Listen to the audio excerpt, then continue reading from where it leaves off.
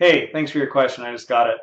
All right, so you want to work with this spreadsheet here, and the exercise is to put on cell M4 course name or student name, and as a result on the cell M5, give the average of what I wrote on M4. I try it with the reference formula but not succeed. Um, I'm not totally sure what you're going for here, but if you wanted the average for Espanol right there, I'm going to delete that or actually Control Z, undo it for a sec. 7.73. I'm just going to copy it over and put it up here for a second. Control C and Control V to copy and paste. And here to insert an average. So inside Excel, you also have this little thing, and that will allow you to do an average. I'm just working in Google Docs. There's a little bit. It was open. Let's go with that. So I select all of these basically. There we go. What's my average? 7.73. So it looks like you already calculated that. It looks pretty good. So to do the average there, you just select average and then highlight all of your cells. And that gives you an average. That's pretty good.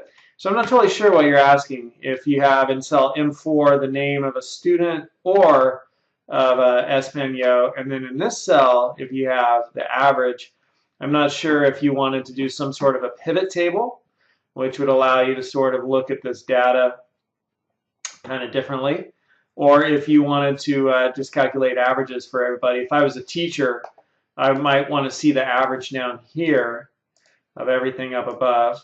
There we go. And then I just copy that, Control C, and paste that over all this. And then I might also want to see the average for each student of all of that. And then I just copy this, grab the fill handle and pull it down. And there are my other averages. Now I can look and I can see the average for each student, or I can see the average for each area of instruction. And so that's the way I would set it up if I was an instructor. But maybe what your teacher is going for is they want you to do pivot tables. So I could highlight all that, Control C, just copy it. And I will launch Excel now. And let's see what we could do with that. So there's all of our data. And just keep the text. There we go. There's all the data. Let's try this once more. Highlight it. Go to Insert, Pivot Table. And there we go. And now I've got student, which I could put over here like on the left, and I could say that on the right. And for values, let's see, that gives me student over here. Let's do this over here. There we go. And for value, I could choose value field settings. I could say give me an average. And that gave me the average down here. That's kind of interesting. What happens if I drag history there?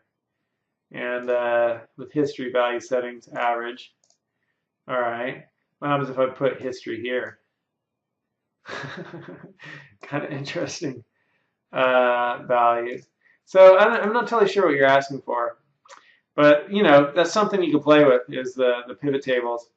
If you want to clarify your question and shoot me back another one, that'd be great. But here it looks like you've got, you know, you've got the average for Spanish there, and you know, for, you know, there's the average. So I'm not sure totally what you're asking for. All right, so send the question back if you need more clarification, or maybe that gave you enough to go on.